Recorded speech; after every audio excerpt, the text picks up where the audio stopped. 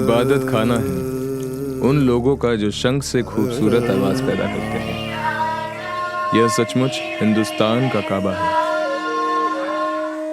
वाराणसी के बारे में यह सर्वमान्य विदित है कि वर्णा और असी के बीच में अवस्थित होने के कारण ही इसको वाराणसी कहते हैं और काशी भी कहते हैं, काशी अविनाशी भी कहते हैं, आनंदवन कानन भी कहते हैं। यह संपूर्ण सृष्टि में सबसे पूजित धरती मानी गई।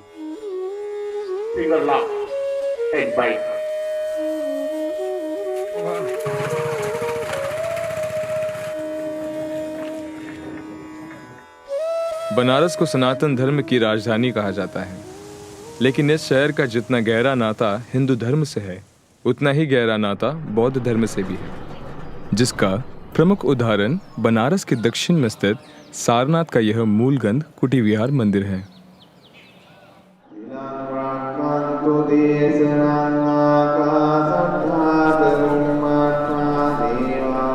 महात्मा बुद्ध गया में ज्ञान प्राप्ति के बाद जब पहली बार भ्रमण करते हुए इस स्थान पर आए, खोज के बाद यह पता चला कि उसी स्थान पर अपने 5 शिष्यों को उन्होंने मानवता के कल्याण के लिए, आत्म उत्थान के लिए, अपनी जागृति के लिए और मोक्ष प्राप्ति के लिए ज्ञान दिया और वही 5 शिष्य पूर्ण समर्पित हुए और उसके बाद उन्होंने प्रचार प्रसार करना शुरू किया। अशोक ने जब यहाँ पर आया इस क्षेत्र में, तो उसने उसको जब यहाँ पर तत्कालीन जो लोग रहे होंगे जैसे भी उसको मिला तो उस जगह को चिन्हित किया और उसके अंतःकरण में यह बात आई कि जब ये यहाँ भगवान स्वयं उपदेश दिए हैं तो यहाँ आम मनुष्य, साधारण आदमी यहाँ पर आके इस जगह को अपवित्र न करे। इसके लिए वो चूँकि सम्राट था, उसने एक विशालतम ऐसा रूप बना दिया कि यहाँ किसी इंसान का पाँव पड़ ही न सके। तो उतनी जगह पर वो शिवलिंगाकार बहुत विशाल स्मारक बनाया जिसे आज धमेक स्तूप कहा जाता है और वर्तमान में यही बौद्ध धर्म की शिक्षाओं, प्रचार प्रसार का मुख्य आधार स्तंभ है। महात्मा बुद्ध ने सारे विश्व को धर्म का नया मार्ग दिखाया। वही बनारस का एक व्यक्ति ऐसा भी था जो कहता था, ना मैं बौद्ध हूं, ना मैं मुस्लिम, ना मैं हिंदू। इंसान के रहीम राम के आगे, ईश्वर के हर नाम के आगे, भक्तों के काफिर के आगे। उनका एक दोहा आता है कि मस कागज छुओ नहीं, कलम गहो नहीं हाथ, चारों जुग के महात्म कबीर मुके ही जनाई बात। सिरातों के जानता है अपने फकीरी, दुनिया का भय नहीं बोले सच्ची बोली रे, छीने क्या क्या कोई उससे खाली उसकी झोली रे, बड़ी ताकत है गरीबी में।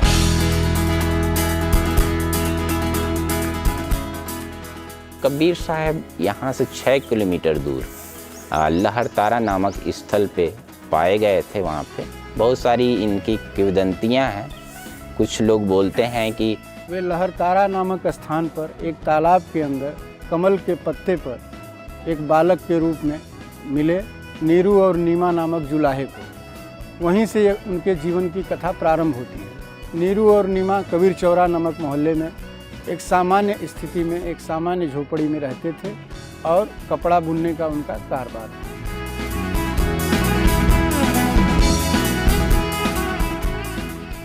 कबीर साहब के स्थान पर एक बार गोरखनाथ जी मिलने आए। गोरखनाथ जी त्रिशूल गाड़ करके उसके ऊपर अवस्थित हो गए। तो वो क्या किए, उनके हाथ में रस्सी रहता है, धागा कह लीजिए या रस्सी, उस रस्सी को उसके ऊपर फेंकते हैं। और योगी यहाँ पे, कबीर साहब यहाँ पे, तो वो बोलते हैं कबीर साहब कि अब मेरे समांतर, मेरे पैलर में आओगे तब मैं आपसे आगे शास्त्रार्थ करूँगा। लेकिन उनकी शक्ति यहीं पे ही थी, वो बराबर में नहीं आ पाए। लग मेरो यार फकीरी में मन, लग मेरो यार गरीबी में मन। पहले यहाँ पे पंडितों ने फैला रखा था कि काशी मरणम मुक्ति, जो काशी में मरता है वही मुक्त होता है।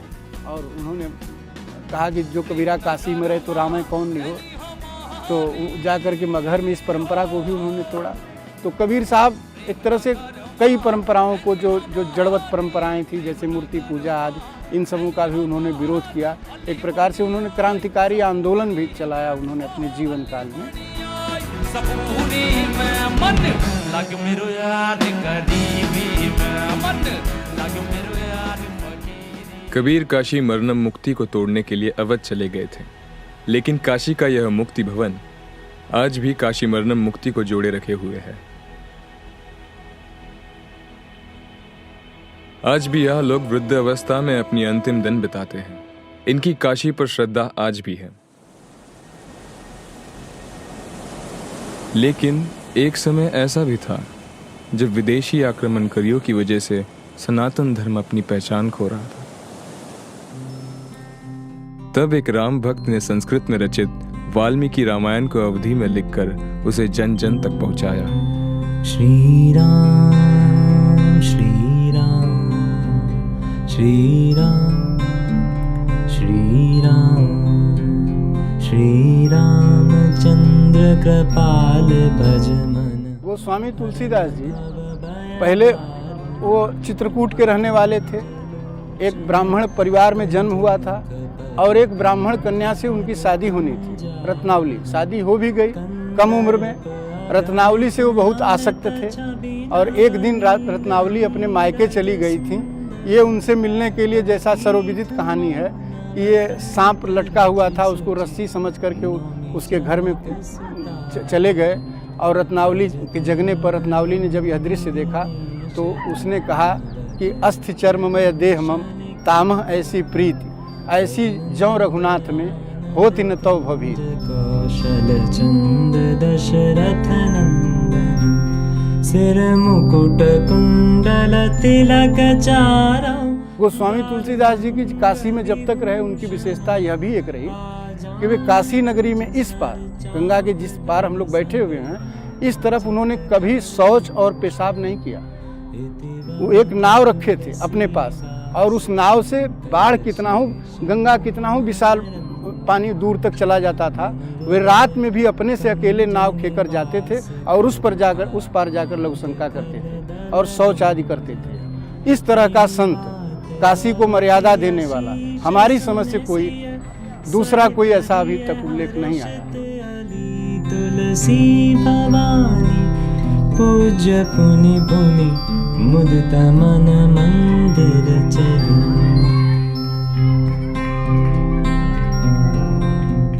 तुलसीदास जी ने हनुमान मंदिर बनवाया और अखाड़ा उखाड़ा।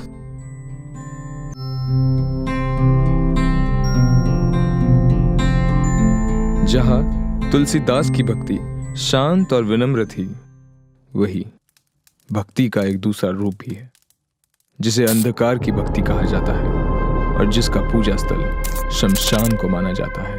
साहब समझते हो साहब किसे बोलते हैं? क्या चीज है साहब? मुर्दा। मुर्दा जानते हैं क्या चीज है? अघोरी की कोई मस्तक में लिखा नहीं कि अघोरी है। तुमको अघोरी से क्या प्राप्त करना है? जहाँ श्मशान है वहीं अघोरी है कि जो आधी आधी रात को पूरी रात बिताए हुए गंगा जी में मांस खोजते थे, जो कि इंसानों की होती थी। कुछ मांस निकाल कर वो अपना खाकर अपने पेट भरते थे। कीनाराम जी भी मतलब उनका भी पूर्णतया अघोरी रूप था। मुर्दे का मांस खाना, मुर्दे को लेकर के हाथ में चलना और श्मशान में रहना, दुधुआ माने शराब जिसको पीना उसको कारण भी कहते हैं, यह पीना, गांजा पीना, यह सब आचरण था। चिता भस्मा लेपो गरल मसलम दिगपट धरो जटाधारी कंठे भुजग पधारी पशुपति कपाली भूते सौ भजक जगदीश सैक पदवी भवानी तत्पाणी ग्रहर पर पाटे फलमिदम। एक ऐसा अनंग रूप है बाबा का जिसका कोई वर्णन नहीं किया जा सकता है। नंगा है, जटाएं उसके दिगपट अंबर की तरह फैली हुई है, कंठे में विष का हलाहल भी रखा है, भुजग पधारी सर्प का हार पहन रखा है, चंद्रमा ललाट में शोभित हो रहा है बाबा के। अघोर का वास्तविक स्वरूप है अंतरशाक्ता बहिर्शैव, किनाराम जी की परिभाषा है। अंतरशाक्ता बहिर्शैव सभा मध्य च वैष्णवा नाना रूप धरे कौला विचरंती मही तले।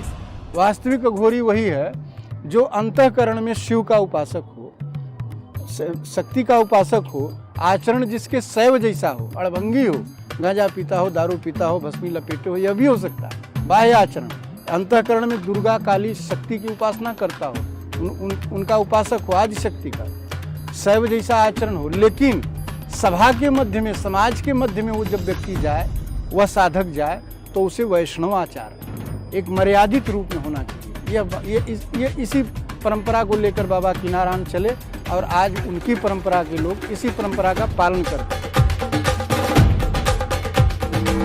आघोरियों का व्यक्तिगत साधना क्रम चाहे विचित्र हो, लेकिन आघोरी समाज सनातन धर्म का आज भी एक अहम हिस्सा है। अगर बनारस की बात हो तो बनारस नरेश का जिक्र जरूरी है, और यहाँ के बनारस नरेश वो 4 बार कांग्रेस अध्यक्ष रह चुके। मदन मोहन मालवीय जी का एक दिलचस्प किस्सा है। मदन मोहन मालवीय जी जब उनको हिंदू विश्वविद्यालय की संरचना करनी थी, उसके लिए सबसे पहले ज़मीन की आवश्यकता है। तो उन्होंने जिस ज़मीन का चयन किया, जो पर्याप्त ज़मीन हो सकती थी इतने बड़े विशाल संकल्पना के लिए, वह ज़मीन काशी नरेश की थी, महाराज काशी नरेश की थी। तो काशी नरेश जी से मिलने के लिए जब वो पहुँचे और उस ज़मीन की जब मांग करनी थी उन्हें, तो उन्होंने काशी नरेश से एक बहुत ही भावनात्मक दृश्य उनके सामने प्रस्तुत किया। उन्होंने कहा, तर्क दिया मालवीय जी ने, मदन मोहन मालवीय जी ने, कि हम हिंदू विश्वविद्यालय की स्थापना करने जा रहे हैं। प्रायतः अधिकांश बच्चे हिंदुओं के ही होंगे और वे गंगा माता से और सूर्य नारायण से सभी हिंदुओं का लगाव है। गंगा उसकी माता हैं, सूर्य आराध्य देव हैं। तो प्रातःकाल सब बच्चे जब काशी हिंदू विश्वविद्यालय के गंगा स्नान के लिए जाएंगे और सूर्य नारायण को जब अर्घ्य देंगे, तो आप अपने किले से जब इस तरफ देखेंगे उस मंगलमय दृश्य को, तो आपके अंदर अपार हर्ष उत्पन्न होगा। एक तरह से धरती पर मानव रूप में आप ही सूर्य के रूप में उनके अर्घ्य आप स्वीकार करेंगे। यह सुनकर काशी नरेश जी, तत्कालीन काशी नरेश जी बहुत भावुक हो गए और उन्होंने तन मन धन से हर तरह का मालवीय जी को सहयोग करने के लिए मन बना लिया।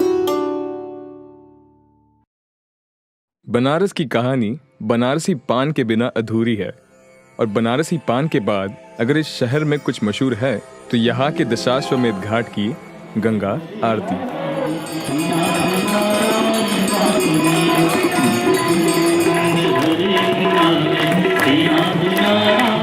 इधर ये बनारस है क्या? ये बनारस है, ये बिगड़ा हुआ रस नहीं, ये पहले से बनारस है। यहाँ भगवान भोलेनाथ ने काशी में और त्रिशूल में काशी बसाया है।